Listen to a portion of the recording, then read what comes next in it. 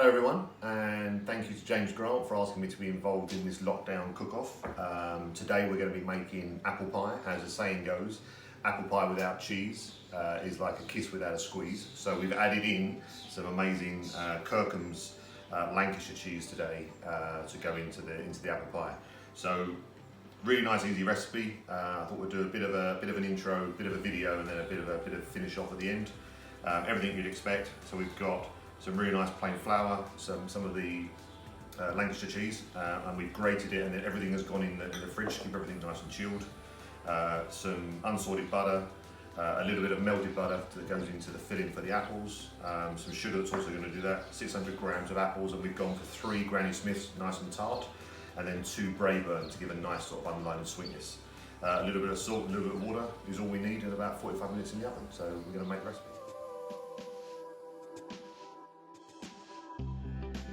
So first off, we're going to make the pastry because that needs to go into the fridge for about an hour to chill.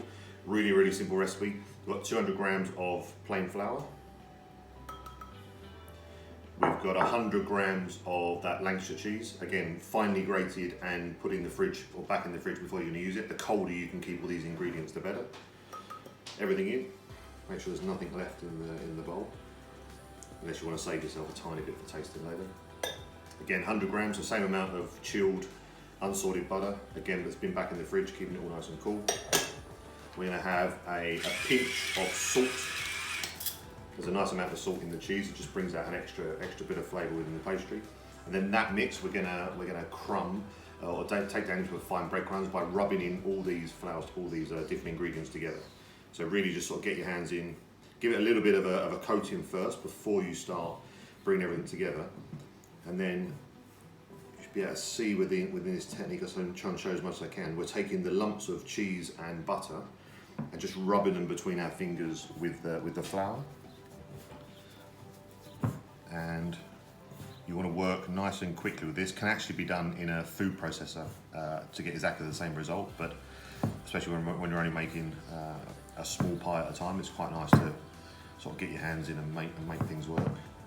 And the idea is to just to push the flour, the butter, and the cheese all together. When you do a bit of the rolling out later, any last bits that haven't been completely incorporated in will all join up together.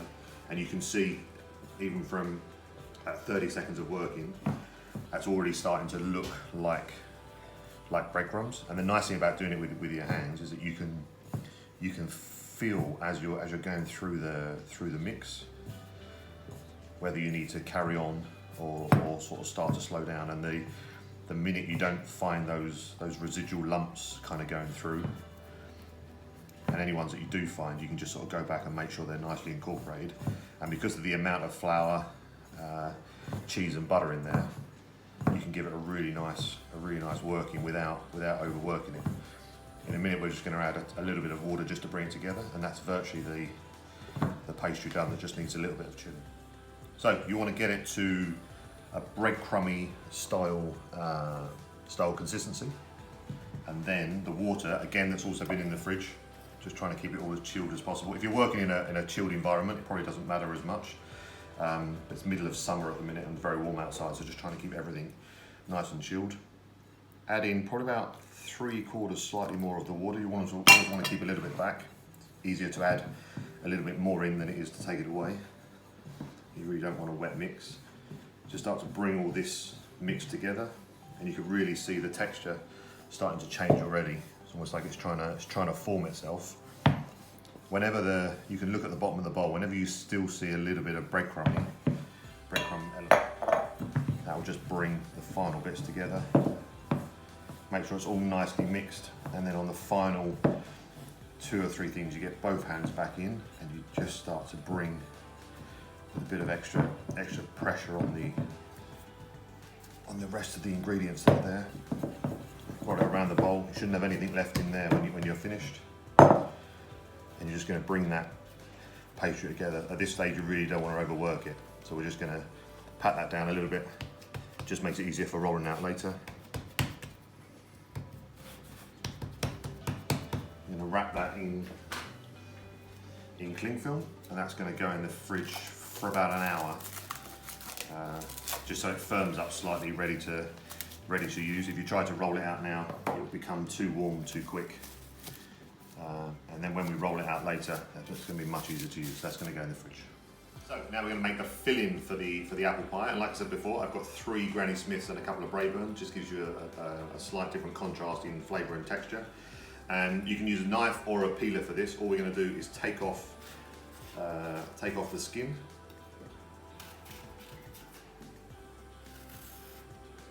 However you feel more confident doing that. I've always been, I think when I'm doing them on mass, I tend to use a peeler or get someone else to do it. But I like to get my sort of knives into all these kind of things where I can keep the skills going. So all peeled all around, cut into quarters, taking the core and the last bit of peel off.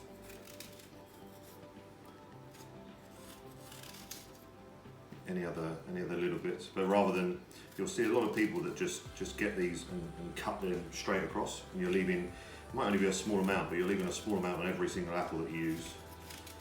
And by doing it with a knife this way, you can really just take off the bits you need. So from every apple you're left with 4 sort of pieces like this. Then each piece I'm cutting into half this way, and then probably to about into 6 even pieces. So each piece of the apple is going to be like this, into the bowl.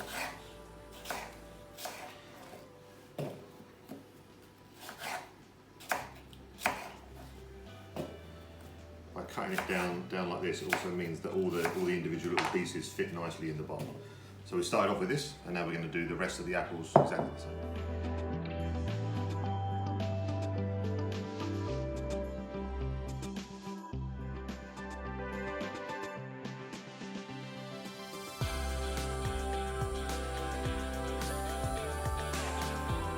The apple filling.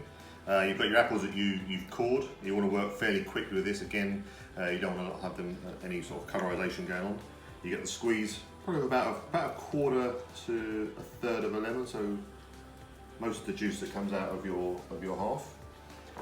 For this amount, you want to taste your apples first. If you like a sweeter pie, add in a bit more sugar. If you quite like the taste of the apples the way they are, you can add a little bit less in, but this does 2 things. It draws out a little bit of the apple juice. It also turns into a natural caramel when it's cooking. But we're going to go for 2 nice tablespoons of sugar for this, and then we'll save in ourselves a little bit for the top of the pie, maybe a touch more. And then I've melted about 25 to 30 grams of butter, same butter as we used before. I'm going to pour about 2/3 of that in, and the rest of it we're going to use to grease the cooking pan. So we're just leaving ourselves a little bit there. Give it a nice mix up. So just the apples, sugar. At this stage, it could take pear. Pear works really well in this recipe. It could take raisins if you're that way inclined, if you're a fan. But I quite like it when just the intensity and the flavour of the apples come out. So you give it a nice good mix around. That's really just making sure that the lemon juice is coated everywhere. So that's now going to sit for a few minutes while we just roll out the pastry. But that's your filling mix ready to go. It's really nice and sweet. Pastry's been in the fridge for hour and a half, and it's quite difficult to show this on film, but it should have firmed up, but definitely not be soft as it would have been slightly when it gone in. But have a nice bit of give to it. Otherwise, it's going to be quite difficult to roll out. Now, most recipes, and you can do this if you like, if you've made lots of pies and stuff at home, loads of recipes will tell you to lightly oil or flour your workbench. I don't tend to do that when I'm making a pie of this size. I leave it on the cling film. It's already got some natural oils now from the cheese and the butter and the pastry, and it's a really good surface for rolling things out, especially for this size. So that's your pastry done. We're going to take about 1/3 of the pastry away to make sure we've got enough for the lid when that's done. So we'll leave that just sitting over there. And then I'm going to try and give this pastry just a little bit of a squeeze to go into, because I want a round shape at the end. Just want to bring it back in like that. So it's looking at the same kind of shape. Take your rolling pin, and you want a gentle kind of push out on one side, and then nice thing about this, you can turn it while it's still on the cling film. Just give those first few chunks. It goes a little bit crumbly at the edge, but that will all nicely come back together in a little while. And those bits around the edge are kind of going to be your overhang that will get cut off anyway. And when you're looking for the size, this is the pan we're going to be using. And what I'm really looking to do is to have a thing that's about an inch further out than the shape of that top part. So if you get your pan, you can draw things around it, you can do everything else, but you just keep looking at it. And as long as it's a nice even thickness for your pastry, that's kind of what you're going to be wanting all the way through. So you don't want to be rolling it out like almost like a phyllo pastry style, so it's really thin. And you don't really want to have a massive sort of doorstop. Keep moving it around, just makes it nicer, easier. And this will start to warm up relatively quickly, again depending on the environment that you're working in. So try and get it as quick as you can. And the nice thing about this pastry as well is that it's quite forgiving when it goes into the tray. So if we need to make any sort of small repairs, or if it splits anywhere, don't be too worried. I'll try and see if I can give you a close-up of this picture. But every now and then you can see tiny bits of cheese that are probably still there as pieces. So when you cut through that and eat through that pastry, you're going to get a really nice little hit of that fantastic Lancashire cheese every now and then as well. And at this stage, it's not a sweet it's a bit more of a savoury pastry than it is anything else. There's been no sugar and stuff added, so if you wanted to, if this didn't turn into the apple pie that we're making today, it could quite easily become chicken and leek, or any kind of pie that you like really. So you'll be able to see a little bit on here. There's a slight sheen. We've just taken that remaining, only about sort of 3-4 grams of butter that was melted, put it in, wiped it all around, and then slightly tricky bit before it starts to warm up. But if you can fold this onto your hand,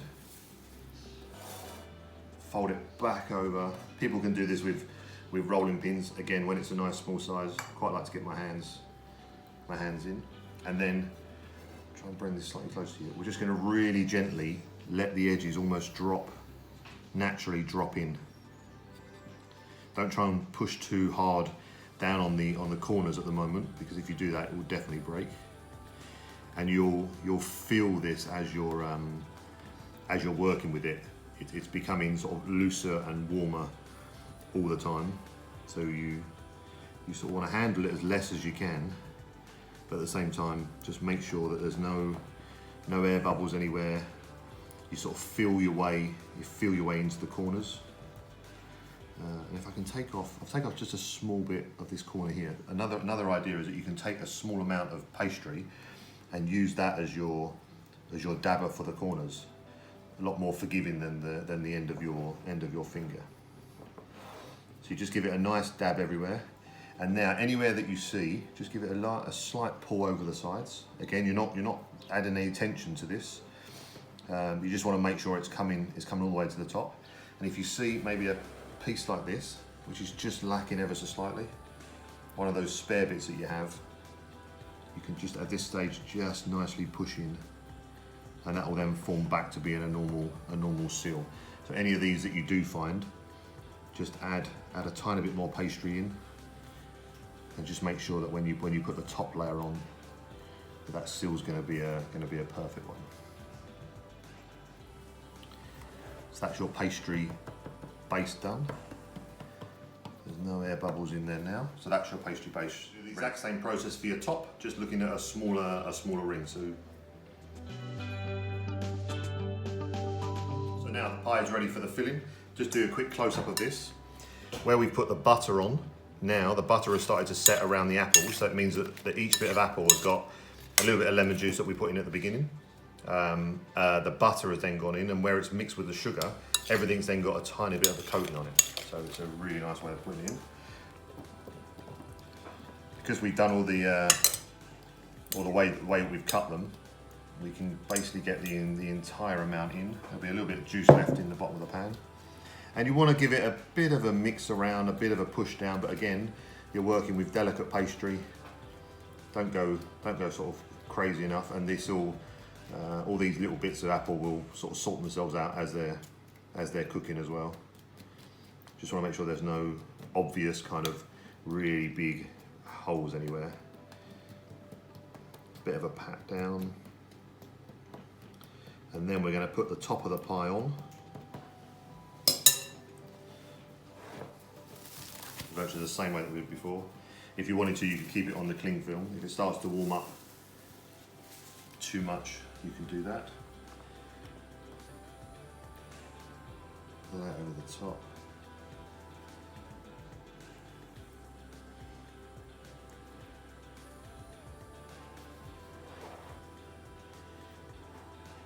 And then again, in some recipes, it will tell you to water down the edges to make sure that there's a really good seal. I find with these pastries that they tend to want to stick together pretty well anyway. So once you see that you've got it nicely around everywhere, you can feel the two sides. You just want to give everything a really nice push. You're almost pushing down on the rim of the pie dish, just to make sure you give it a nice seal.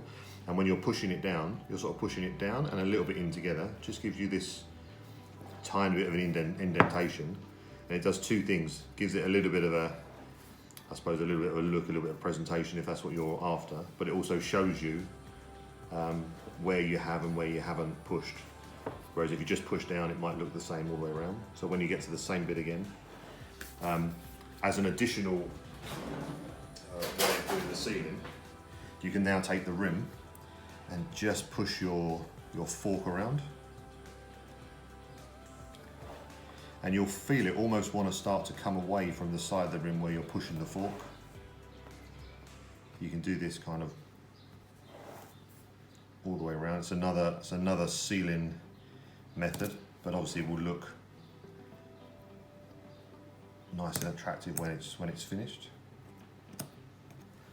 And then when that's done, you just hold it up, take a knife that you were prepping before for the apples, and just give it a gentle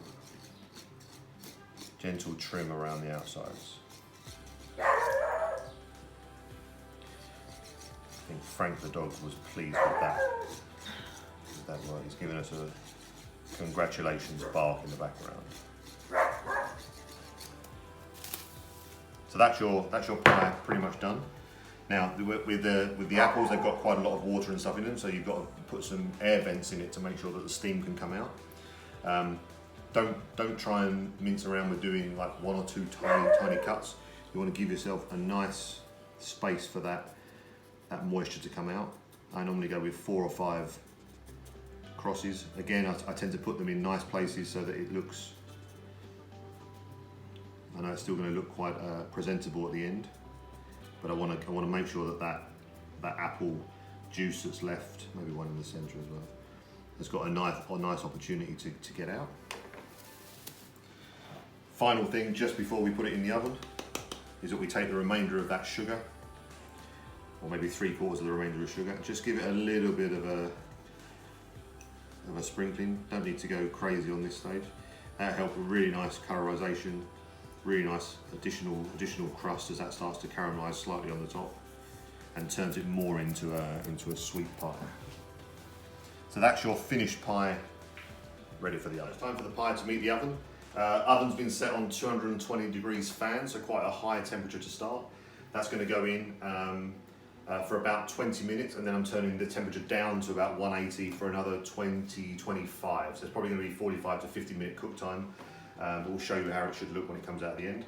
The other nice tip as we get into the oven is that I've put a baking tray in the oven so that it's got a nice hot base for the pie to sit on.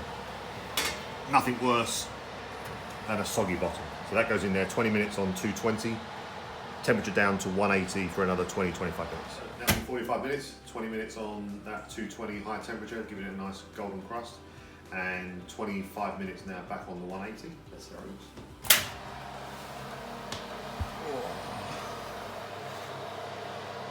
Look at that.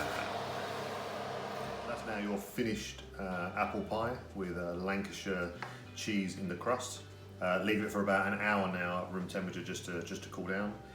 Once it's cool, put it in the fridge. You can eat it straight away, but I like it when all those juices kind of congeal back together. Put it in the fridge, will last for 2 or 3 days, and take it out about an hour before you want to eat it. If you're going to reheat it, maybe cut it into portions, get it out, and then maybe sort of 5 minutes back in the oven. I look forward to enjoying a piece of this when I see you with your chicken.